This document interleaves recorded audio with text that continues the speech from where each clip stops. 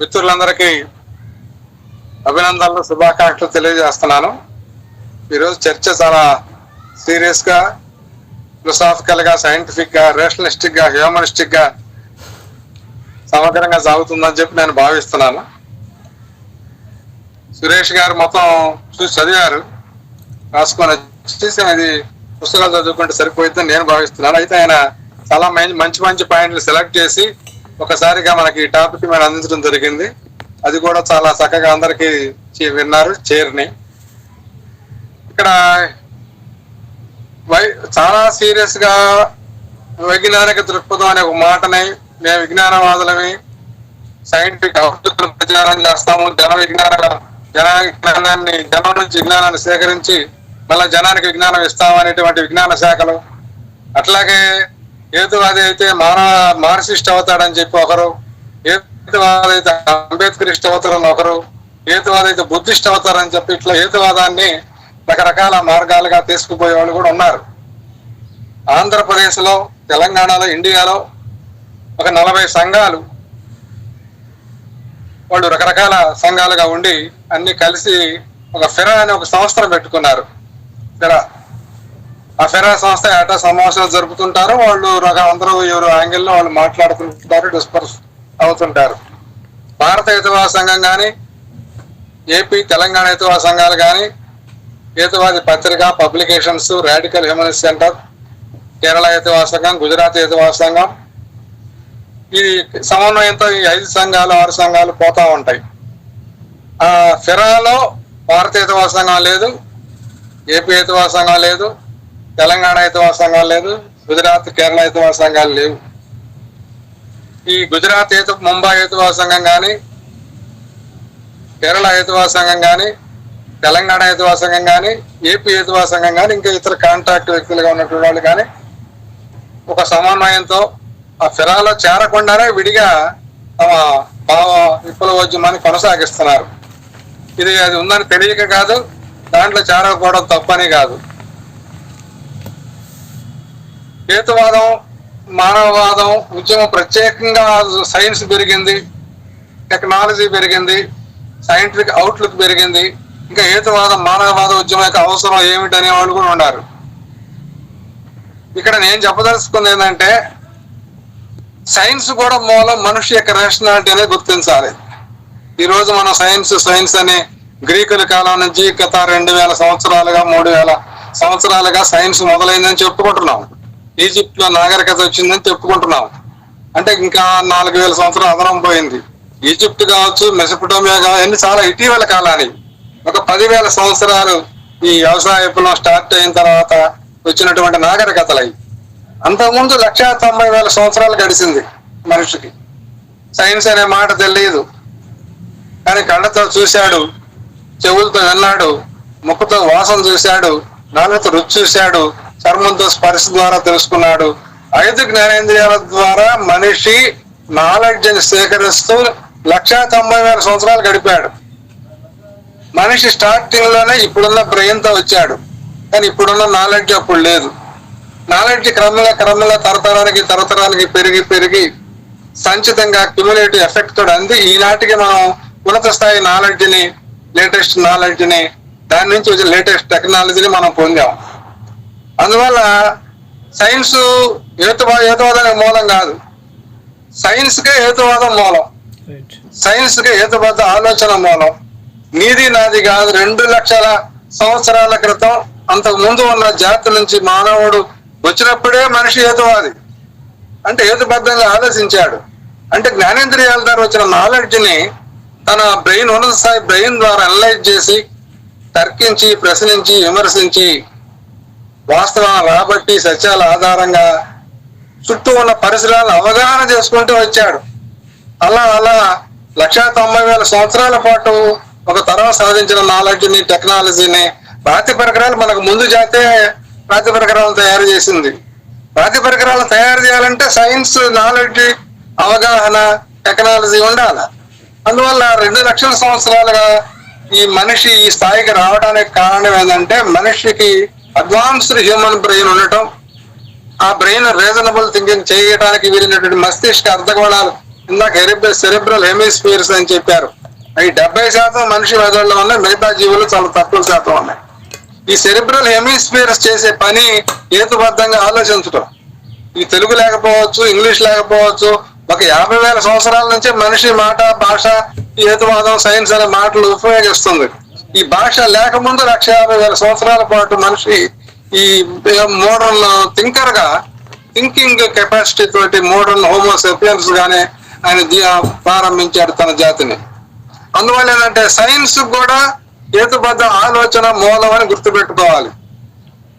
Science ఏమి చెప్పినా మన నిత్య జీవితంలో దాన్ని ఎలా వాడుకోవాలి, ఎలా వాడుకోకూడదు, దేనికి వాడాలా, దేనికి వాడకూడదు, ఆ సైన్స్ ని కూడా విశ్లేషణ చేసి మనిషి స్వతంత్ర ఆలోచన చేసి సొంతంగా నిర్ణయాలు తీసుకొని తన జీవన విధానాన్ని మెరుగుపరుచుకోవడానికి ఈ హేతుబద్ధ ఆలోచనను వాడుకోవాలి. ఈ సైన్స్ అనేది మధ్యలో వచ్చింది. స్టార్టింగ్ లో హేతుబద్ధ ఆలోచన ఉంది, దాని ద్వారా సైన్స్ పెరిగింది. సైన్స్ శాస్త్రవేత్తలు ఏం చదువుతున్నారు అవన్నీ చదువుకొని అవగాహన చేసుకొని విని చూసి మరి మన అనుభవాన్ని కూడా మేళవించి హేతుబద్ధ ఆలోచన చేయాలన్నది హేతువాద ఉద్యమం యొక్క ప్రధాన లక్ష్యం. సైన్స్ ఉంది కదా, ఇంకా హేతువాదంతో ఏం పని కాదు. సైన్స్ ఉంటే ఆలోచించకుండా ఉంటావా? ఆలోచించడమే కదా, హేతుబద్ధంగా ఆలోచించడమే కదా హేతువాదం అంటే. అందువల్ల మనిషి మనం ఏం చెబుతున్నామంటే ఇప్పటికి అందిన proved facts, scientific knowledge, scientific సత్యాలు, సైంటిఫిక్ వాస్తవికల ఆధారంగా మనం మన సహజమైనటువంటి హేతుబద్ధ ఆలోచన చేయాలనేది మెయిన్ పాయింట్. ఎప్పుడైతే మనిషి హేతుబద్ధ ఆలోచన చేస్తాడో మనకు అందిన జ్ఞానం మొత్తాన్ని విశ్లేషణ చేసి సత్యాలను తెలుసుకొని, వాస్తవాలను అవగాహన చేసుకొని, పరిసరాలను అవగాహన చేసుకొని, జంతువుల్ని, మొక్కల్ని, మనిషిని, అమ్మా నాన్నల్ని, తమ్ముళ్ళని అవగాహన చేసుకొని, టీచర్లను అవగాహన చేసుకొని, మనుషులందరిని అవగాహన చేసుకుంటూ, మనుషులు కూడా పరిసరాలే మనకి. ఇప్పుడు ఈరన్న గారు నాకు పరిసరం, నేను ఆయనకు పరిసరం. నన్ను ఆయన అర్థం చేసుకోవాలి, ఆయన నేను అర్థం చేసుకోవాలి. నేను నిర్ణయం చేయాలంటే వీరన్న గారి మీద, వీరన్న గారి గురించి నేను తెలుసుకోవాలి. నా మీద ఏదైనా నిర్ణయం చేయాలంటే వీరన్న గారు నా గురించి తెలుసుకోవాలి. ఆ విధంగా చుట్టూ ఉన్న పరిసరాల్లో ఉన్నటువంటి వస్తువులు, గ్రహాలు, నక్షత్రాలు, మనుషులు, జంతువులు ఏమున్నా సరే ఆ పరిసరాలు మొత్తం నాలెడ్జ్ని సేకరించి తరతరాలుగా వస్తున్న నాలెడ్జ్ మొత్తాన్ని బేరీజు వేసుకుని విశ్లేషణ చేసి, పుస్తకాల్లో ఏముంటే వేదాలు చదువుతాం, తప్ప చూస్తాం. వేదంలో ఏముందో చూసిన తర్వాత మనకి ప్రశ్నలు వస్తాయి. Latest knowledge, modern science, modern scientific knowledge ఆ వేదాలను తప్పు అంటుందా, ఉప్పు అంటుందా? ఉపనిషత్తులను తప్పు అంటుందా, ఉప్పు అంటుందా? పురాణాలను, రామాయణాన్ని, భారతాన్ని, భాగవతాన్ని, బైబిల్ని, పురాణాన్ని మోడర్న్ సైన్స్ తప్పు అంటుందా, ఉప్పు అంటుందని మనం బేరీజు వేయాలి. సైన్స్ బైబిల్ గురించో, లేదా పురాణ గురించో, వేదం గురించో, లేదా పురాణాల గురించో, రాముడి గురించో, కృష్ణుడి గురించి సైన్స్ చెప్పదు. స్వర్గాల గురించి, నరకాల గురించి, పూర్వజన్మల గురించి సైన్స్ చెప్పదు. సైన్స్ ఉన్న ఈ భౌతిక విశ్వం యొక్క దాని ఆధారంగా దాని యొక్క ప్రవర్తనని, దాని యొక్క నియమాలను మనకు తెలియజేస్తుంది. అయితే మధ్యలో మనకి మతాలు 2-3 వేల సంవత్సరాల నుంచి ప్రచారం చేసినటువంటి స్వర్గ నరకాలు ఉన్నాయా లేవా, పూర్వజన్మ పునర్జన్మ ఉందా లేదా, మోక్షం ఉందా లేదా, ఆత్మ పరమాత్మ కలిసి మోక్షం వస్తుందా లేదా, పరమాత్మ ఉందా లేదా అనేది మనం ఆలోచించాల్సిన అవసరం లేదు. మనకంటే ముందే 2-3 వేల సంవత్సరాలుగా మతాలు, మత గ్రంథాలు, మత విశ్వాసాలు ప్రచారం అయిన వాటి ప్రకారం మనుషులు తమ జీవన విధానం రూపొందించుకొని నడుస్తున్నారు. అందువల్ల ఇప్పుడు మనం ఏం చేయాలంటే మోడర్న్ సైన్స్, లేటెస్ట్ సైన్స్ ఏం చెప్తుందో చూసి దాన్ని అవగాహన చేసుకొని వేదాలకు అప్లై చేయాలి, ఉపనిషత్తులకు అప్లై చేయాలి, రామాయణ మహాభారతాలకి అప్లై చేయాలి, బైబిల్కి అప్లై చేయాలి, మార్క్సిజానికి అప్లై చేయాలి, అంబేద్కరిజానికి అప్లై చేయాలి, బుద్ధిజానికి అప్లై చేయాలి.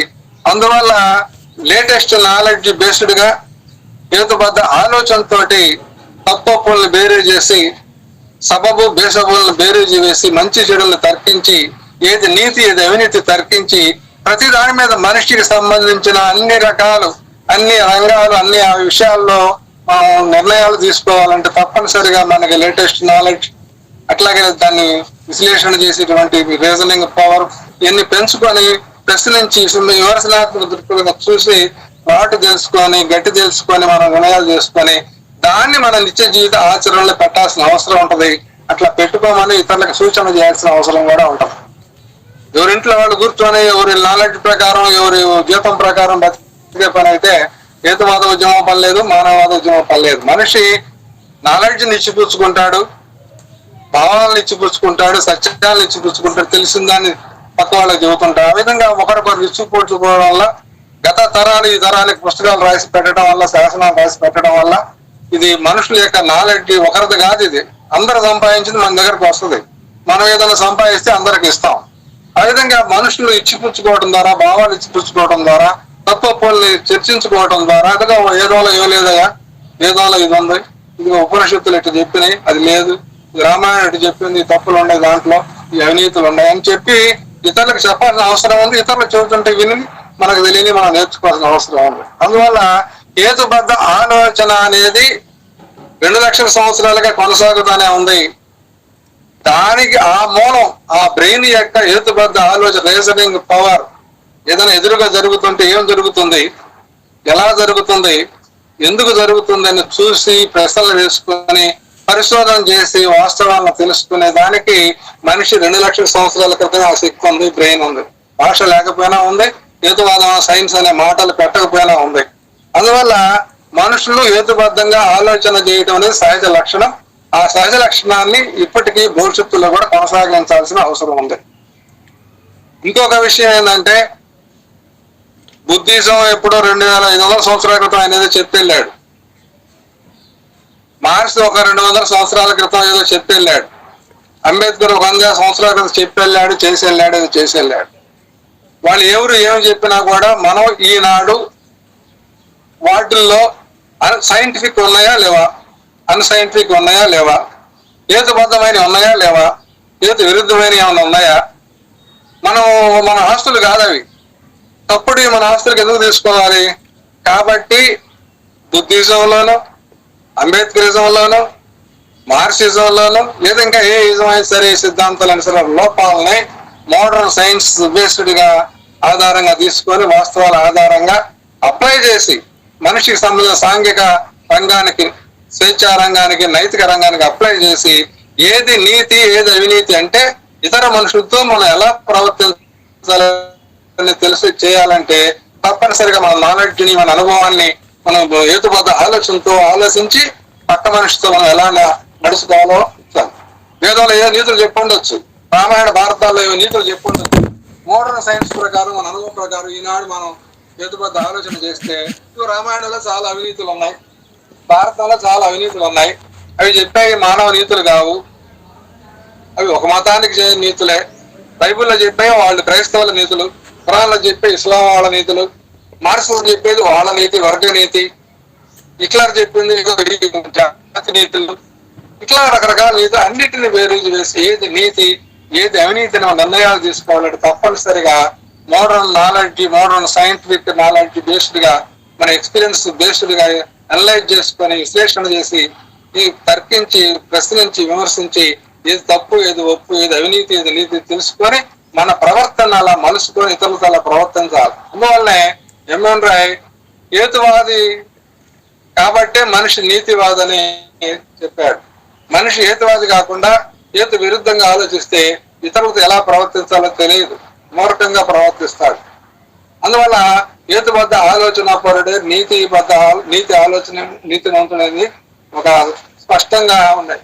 అట్లాగే మనిషి స్వేచ్ఛావంతుడు కాకుండా వేదానికి లొంగో, పురాణాలకు లొంగో, మతాలకు లొంగో, లేదా ఒక మార్క్సిజానికి లొంగో, ఒక బుద్ధిజానికి లొంగో, లేదా ఒక అంబేద్కరిజానికి లొంగో నిర్ణయాలు చేస్తే, హేతుబద్ధ ఆలోచన చేయకపోతే, ఆమోదిస్తే, విశ్వాసాలకు ఆమోదించి మార్క్స్ చెప్పాడు కాబట్టి గొప్ప, బుద్ధుడు చెప్పాడు కాబట్టి గొప్ప, అంబేద్కర్ చెప్పాడు కాబట్టి గొప్ప, వాళ్ళు చదువుకున్నారు కాబట్టి గొప్ప అని అంటే అరిస్టాటిల్ 2000 సంవత్సరాల క్రితం చెప్పినవి తప్పులైపోయినాయి. తర్వాత లేటెస్ట్ నాలెడ్జ్ వచ్చి అరిస్టాటిల్ చెప్పినవి కూడా తప్పులైపోయినాయి.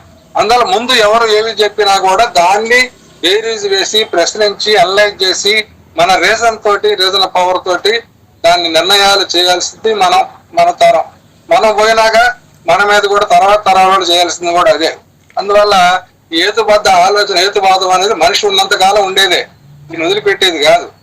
హేతుబద్ధంగా ఆలోచిస్తే మనిషి ఎట్లా జీవించాలో అర్థమవుతుంది. కాబట్టి మానవుడుగా జీవించాలని, మానవుడు తన భవిష్యత్తును తాను నిర్మించుకుంటాడని, మానవుడు తనకు ఎదురుగే సమస్యల్ని ప్రశ్నించి, పరిశీలించి, అవగాహన చేసుకుని, తక్కువని బేరీజు వేసుకుంటూ తన భవిష్యత్తును తాను ఉన్నతంగా తీర్చిదిద్దుకోగలడో మనిషి భవిష్యత్తుకి దేవుడు దైవం దేవత కాదు, మనిషి భవిష్యత్తుకు బుద్ధుడు మార్స్ కాదు.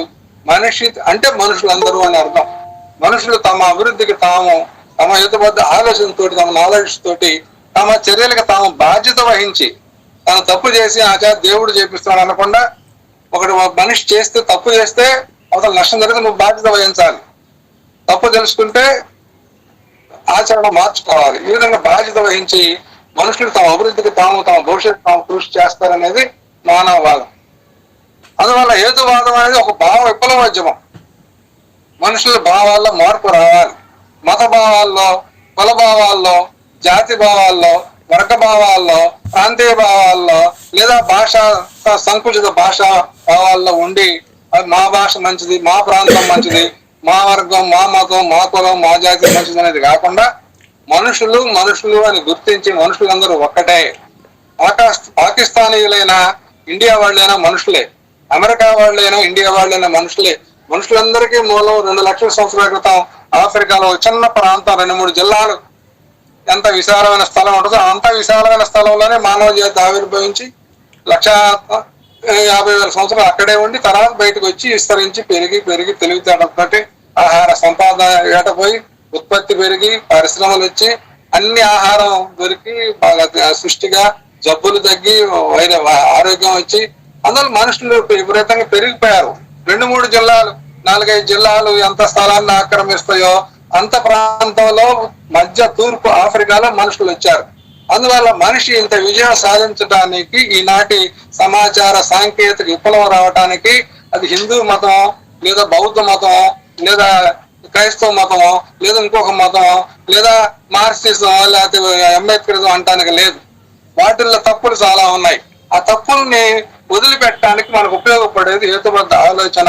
దానికి బేస్ గా ఉండేది అప్పటి నుంచి బుద్ధుడి కాలం నుంచి, మహమ్మద్ కాలం నుంచి, వేదాల కాలం నుంచి లేదా మార్క్స్ కాలం నుంచి బుద్ధుడి కాలం వచ్చినటువంటి లేటెస్ట్ సైన్స్ మొత్తాన్ని మనం వాళ్ళ మీద కుమ్మరిస్తాం. వాళ్ళు చెప్పిన తప్పులు స్వీకరిస్తాం. బైబుల్ 2000 సంవత్సరాల క్రితం వచ్చిందని చెబుతున్నారు, కానీ పరిశోధకులు 1500-1600 సంవత్సరాల క్రితం మాత్రమే రాయబడిందని చెబుతారు. కానీ ఫుట్ అండ్ బాల్ అనేటువంటి 2 పరిశోధకులు బైబిల్ మొత్తాన్ని కిందికి పైకి చదివి విశ్లేషణ చేసి హేతుబద్ధ పరిస్థితి తర్కించి దాంట్లో ఎన్నో తప్పులు ఉన్నాయి, ఎన్నో అశ్లీలాలు ఉన్నాయి, ఎన్నో అసంబద్ధాలు ఉన్నాయి, ఎన్నో అశాస్త్రీయాలు ఉన్నాయని చెప్పి పెద్ద బైబిల్ 400 పేజీల పుస్తకం రాసి దాన్ని తెలుగులో కూడా అనువాదం చేసి చదువుకున్నాం. అట్లాగే వేదాల్లో ఉంటాయి, అట్లాగే పురాణాల్లో ఉంటాయి, అట్లాగే బైబిల్లో ఉంటాయి, అట్లాగే పురాణాల్లో ఉంటాయి, అట్లాగే క్యాపిటలిజం పుస్తకంలో ఉంటది, దాసు క్యాపిటల్లో ఉంటది, అట్లాగే అంబేద్కర్ రాసిన పుస్తకాల్లో ఉంటది, అట్లాగే బుద్ధుడు చెప్పిన విషయాల్లో ఉంటది. అందువల్ల వాటి మొత్తాన్ని మనం ఈనాడు ఈ తరం కాబట్టి ఆ తరపు వాళ్ళు చెప్పింది మొత్తం తప్ప ఒప్ప, సమంజసమా కాదా, నీత అవినీత, ఆ పుస్తకాల్లో ఏముండాయి, పవిత్ర పుస్తకాలు కావు, మారుముఖం లేదు, దేవుడు చెప్పినవి కాదని మనుషులు రాసి నేను గుర్తించి ఆ మనుషులు తప్పని బేరీ చేయాల్సిన అవసరం ఉంది. అందువల్ల హేతువాద ఉద్యమం ఏం చేస్తుందంటే నెగిటివ్ గా మత విశ్వాసాలను విమర్శించి మనుషుల్ని మతాల నుంచి, కులాల నుంచి, జాతుల నుంచి, వర్గాల నుంచి, ప్రాంతాల నుంచి బయటకు తేవటం.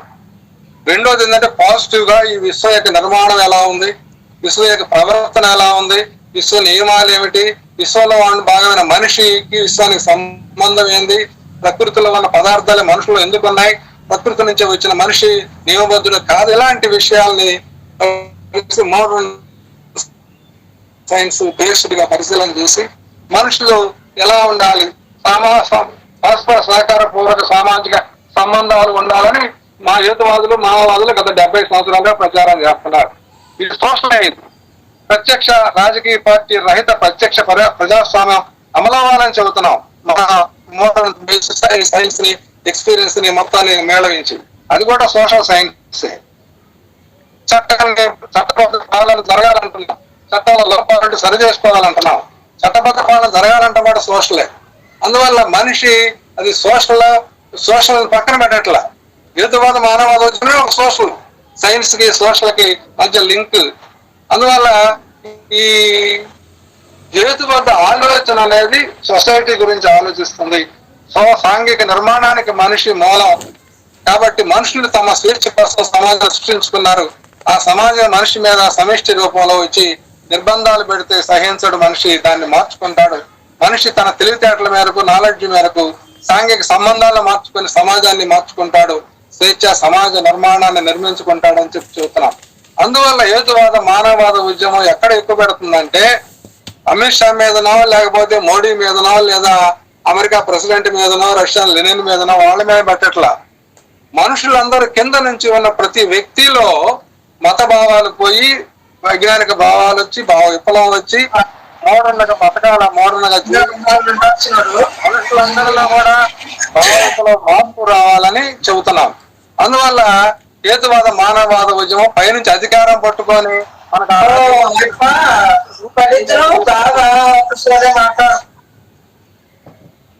ఈ రాజకీయ పార్టీ మంచిది, ఆ రాజకీయ పార్టీ మంచిది అనేది కాకుండా మనుషుల్ని మంచి వాళ్ళని చేయాలి, మనుషుల్ని తెలివి కలవాళ్ళు చేయాలి, మనుషుల్ని జ్ఞానవంతులు చేయాలి, మనుషుల్ని హేతుబద్ధంగా ఆలోచింపజేయాలి, మనుషులుగా జీవించేదానికి, తమ భవిష్యత్తును తాము తీర్చిదిద్దుకునే దానిగా అటు రాజకీయాల్లో, ఆర్థికాల్లో, సామాజికాల్లో, సాంస్కృతికాల్లో సమానత్వాన్ని ప్రకటిస్తూ స్వేచ్ఛ, సమానత్వం, సౌభ్రాతృత్వం, మనుషులందరూ ఒకటే అనే దాన్ని ఆమోదించి సమాజం, మనం చెప్పే సమాజం ఇండియాకి పరిమితం కాదు, ఆంధ్రాకి పరిమితం కాదు, ప్రపంచ మానవుడి గురించి మనం మాట్లాడుతున్నాం. ప్రపంచ మానవుడిని మార్చి ప్రపంచ సమాజాన్ని మార్చే ప్రయత్నంలో ఉన్నాం. మనం ఏదో ఇక్కడ భారత హితవాద సంఘం అన్నామని చెప్పి అమెరికాకి వ్యతిరేకంగా పనిచేసిన అవసరం లేదు. వాళ్ళు ఏదో అమెరికా హితవాద సంఘం పెట్టారని వాళ్ళ ఇండియాకి వ్యతిరేకంగా పనిచేసిన అవసరం లేదు. పాకిస్తాన్ లో కూడా హేతువాదులు ఉంటారు, అరేబియాలో హేతువాదులు ఉంటారు, ఎక్కడ పెట్టినా ఉంటారు. మనుషులు సహజ హేతుబద్ధ ఆలోచన, మత విశ్వాసాలు ప్రశ్నించి బయటికి వచ్చిన వాళ్ళు ఉంటారు. అందరూ మనుషులందరి మధ్య పరస్పర సహకారపూర్వక సామాజిక సంబంధాలు అంటే మానవ సంబంధాలు నెలకొనాలంటే మోడర్న్ సైన్స్ బేస్డ్ గా, హేతుబద్ధ ఆలోచన బేస్డ్ గా, మానవవాద జీవన విధానం వైపు, స్వేచ్ఛ సమాజ నిర్మాణం వైపు మనుషుల్ని మార్చడానికి మన ప్రయత్నం హేతువాద మానవవాద ఉద్యమం చేస్తాం. అందువల్ల సైన్స్ ని సోషల్ కి మనం అప్లై చేస్తున్నాం కాబట్టి హేతువాద మానవవాద ఉద్యమం. అప్లై చేయకుండా ఏమి లేవు. సాంఘిక విలువలు ఉన్నాయి, మానవ విలువలు ఉన్నాయి, మత విలువలు ఉన్నాయి, కుల విలువలు ఉన్నాయి, జాతి విలువలు ఉన్నాయి, వర్గాల విలువలు వర్గాలై, జాతి విలువలు జాతి, మత విలువలు మతాని, అట్లాగే కుల విలువలు కులాలకు ఉంటాయి. మా కులం వేరు, ఈ కులం వేరు, ఆ కులం మంచిది కాదు, మన కులం మంచిది, మన కులం పై కులం, వాళ్ళకి కింద కులం, వాళ్ళని మనం ఎట్లా అనుసరిస్తాం, మనం వాళ్ళు అనుసరించాలి. కానీ పై వాళ్ళ పెత్తనం ఏందని కింద వాళ్ళు, ఇట్లా ఇవన్నీ కూడా సోషల్ వాల్యూస్, మత వాల్యూస్ గా, కుల వాల్యూస్ గా, జాతి వాల్యూస్ గా, క్లాస్ వాల్యూస్ గా డివైడ్ అయ్యి అహేతుకంగా ఉన్నాయి. వాటి మొత్తాన్ని కూడా వదిలేసి మానవ విలువలను మనం రూపొందించుకోవాలి. హేతుత్వం, జ్ఞానం, సత్యం, స్వేచ్ఛ, నీతి, ఆ వరుసలో ఉన్నత స్థాయి మానవ విలువలు అని చెప్పి ఎంఎన్ రాయ్ గాని, వెంకటాద్రి గారు గాని చాలా పుస్తకాలు సమర్థనగా, చాలా ఆ 4 ఒక వాక్యమే కావచ్చు కానీ దానికోసం వాళ్ళు చాలా పుస్తకాలు కూడా రాయటం జరిగింది. అట్లాగే ఈ రీజన్ అచ్చంగా సైన్స్ నుంచే నీతి ఎట్టా వస్తుందనే ప్రశ్న మన బాలనాయన గారు చెప్పడం జరిగింది. సైన్స్ ఇది ఏది నీతి, ఇదేమి నీతి చెప్పదు. కానీ సైన్స్ ని చదువుకొని, సైన్స్ నాలెడ్జ్ తోటి, పరిసరాలను అవగాహన చేసుకొని, ఎక్స్పీరియన్స్ తోటి ఇతరులతో మనం ఎట్లా వ్యవహరించాలి, ఇట్లా ఇతరులతో మనం ఏం చేయాలా, ఏ విధంగా ఉండాలనే దానికి ఆ నాలెడ్జ్ బేస్డ్ గా మన జీవన తత్వాన్ని, లివింగ్ ఫిలాసఫీని రూపొందించుకొని దాని ప్రకారం మనం నీతివంతంగా ఉండడానికి ప్రయత్నం చేయాలి. మతం ఏదో చెప్పిందని అందరూ హిందూ మత నీతిని పాటించాలనో, అందరూ బౌద్ధ మత నీతిని పాటించాలనో, అందరూ క్రైస్తవ, అది కాదు. మనకి మోడర్న్ సైన్స్ బేస్డ్ గా, మోడర్న్ ఎక్స్పీరియన్స్ బేస్డ్ గా హేతుబద్ధంగా ఆలోచిస్తే, కార్యకారణబద్ధ అవగాహనతో ఆలోచిస్తే ఏది నీతి అనిపిస్తుంది. నీతి అంటే మనుషులందరూ సంక్షేమంగా ఉండేది, మనుషులందరూ బాగుపడేది. నలుగురిని చంపి నేను అనుభవించేది నీతి కాదు. ఒక 1000 మందిని వసపోత కోసి అనుభవించేది స్వేచ్ఛ కాదు. అది 1000 మందిని చంపినాక నువ్వు స్వేచ్ఛ అనుభవించేది ఏంది? వాళ్ళ స్వేచ్ఛని హరించావు కదా. కాబట్టి మనుషులను చంపి, ప్రాణాలను తీసి, మనిషి నిర్బంధాలకు గురి చేసి, జైళ్ళల్లో పెట్టి అది చేసేది అది ఉద్యమం కాదు. పైగా అది ఒక ఫ్యాసిజం. అదొక ఫ్యాసిజం. మతాల ద్వారా ఫ్యాసిజం వస్తుంది, కులాల ద్వారా ఫ్యాసిజం వస్తుంది, జాతుల ద్వారా ఫ్యాసిజం వస్తుంది, వర్గాల ద్వారా ఫ్యాసిజం వస్తుంది. కమ్యూనిస్ట్ పార్టీలన్నీ వర్గాల మీద బేస్ అవుతాయి, కులాల మీద బహుజన సమాజ పార్టీలు లాంటివి బేస్ అవుతాయి, మతాల మీద ముస్లిం హిందూ పార్టీలు బేస్ అవుతాయి, జాతుల మీద కూడా ఆ జాతనం, ఈ జాతనం, మన జాతనం, భారత జాతనం పాలిటిక్స్ నడిచే అవకాశం ఉంటుంది. కాబట్టి మనుషులందరూ మనుషులను గుర్తించి, మనుషులు తమ చర్యలకు తాము బాధ్యత వహించి తమ భవిష్యత్తును తాము నిర్మించుకునేటువంటి వాళ్ళుగా తయారు చేయడం కోసం హేతువాద మానవవాద ఉద్యమంలో వాళ్ళకి కొన్ని విషయాలు చెప్పి వాళ్ళని భావ విప్లవం తీసుకురావడానికి, మతాలు వాళ్ళ తప్పులను చెప్పి ఎగ్జాంపుల్స్ గా చెప్పి వాళ్ళు స్వతంత్రంగా ఆలోచింపజేయడానికి, హేతుబద్ధంగా ఆలోచింపజేయడానికి, మనుషులుగా జీవింపజేయడానికి, సహకరించడానికి హేతువాద మానవవాద ఉద్యమం మనం బలవంతం చేసేది ఏం లేదు. వాళ్ళకి చెబుతాం, బోధ చేస్తాం. బోధ చేస్తే వాళ్ళు తెలుసుకుంటే మన లైన్లోకి వస్తారు. లేదా కొంత టైం పట్టుద్ది, చెబుతా ఉంటాం. ఇది ఒక రోజులో ఏది కూడా కాదు. Thank you.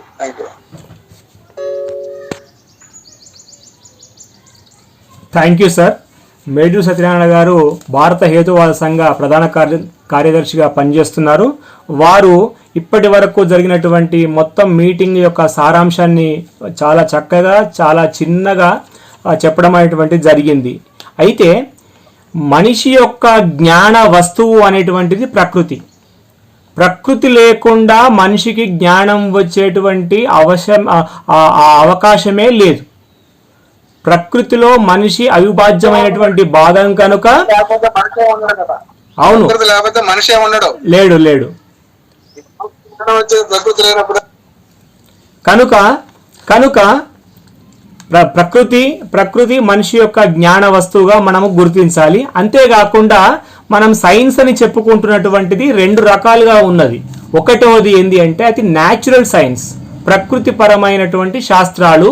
రెండవది సోషల్ సైన్సెస్, అంటే ఇవి మనిషి తన సౌలభ్యం కోసము కొన్ని వ్యవస్థలను ఏర్పాటు చేసుకున్నాడు, ఆ ఏర్పాటు ప్రకారము నడుస్తూ ఉన్నాడు. కాబట్టి ఇది రెండు రకాలుగా సైన్స్ అనేటువంటివి ఉన్నవి. కాబట్టి సైన్స్ మొత్తానికి హేతువాదమే జీవగర్ర అని మనము చెప్పవచ్చు. తల్లి వేరు వ్యవస్థలాగా హేతువాదము అనేటువంటిది పనిచేయడం ద్వారానే సైన్స్ అనేటువంటిది ఉద్భవిస్తున్నది.